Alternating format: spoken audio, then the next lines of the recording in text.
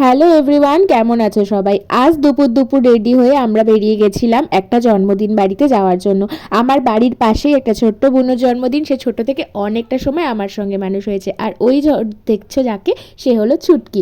আর এই যে জন্মদিনে চলেও এলাম। জন্মদিনটা যেহেতু লজে হচ্ছে তাই আমরা সবাই মিলে লজে লেগেছিলাম। আর এই যে মানে যার বার্থডে গার্লের মা। আর এই যে দেখতে পাচ্ছ বার্থডে গার্ল খুব সুন্দরভাবে একটা পিঙ্ক কালারের ড্রেস পরেছিল, একদম পরীর মতো, খুব সুন্দর লাগছিল।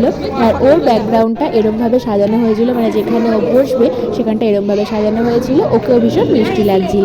তারপর আমরা চলে গেছিলাম ফুচকা খেতে।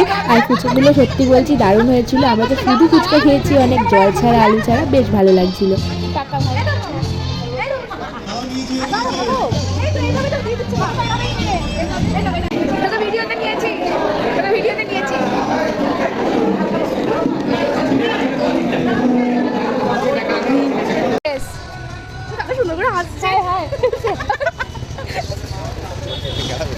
তারপর সবার সাথে ঠাট্টাই আর কি একটু মারার পরে আমরা খেতে বসে গেছিলাম। আর এই যে এখানে দিয়ে দিয়েছে পাতা, বোতল, তারপরে দিয়ে দিয়েছিল এখানে লেবু। আর লেবুটা না আমি আর তমসাদি মিলে এত সুন্দর করে খেয়েছি, তোমাদেরকে কি বলবো। তমসাদি আমাদেরকে খেয়ে দেখাবে।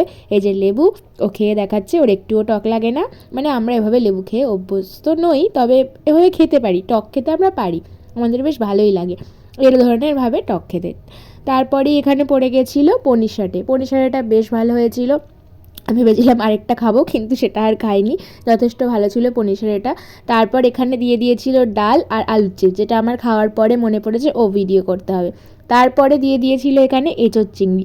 আমি যেহেতু চিংড়ি খাই না, চিংড়ি সব আমি তমসাদিকেই দিয়ে দিয়েছিলাম। তারপর এখানে এক পিসে চিকেন নিয়েছিলাম, আর এটা ছিল লেগ পিস। এটাই আমার সবচেয়ে পছন্দের। আর যেহেতু ক্যাটারিং ছিল আমাদের পছন্দের, মানে আমাদের পাড়ার দাদারা, সেই কারণেই আমাদের কোনো অসুবিধাই হয়নি। তারপর নিয়ে নিয়েছিলাম চাটনি, পাঁপড়, আর এই যে আমাদের সব মিষ্টিগুলো দিয়ে দিয়েছিলাম মনীষাকে। মনীষা মিষ্টি খেতে ভীষণ ভালোবাসে। তারপরেই নিয়ে নিয়েছিলাম আইসক্রিম। আর আইসক্রিমের পর আমাদেরকে দিয়ে দিয়েছিল হচ্ছে হাজমোলা।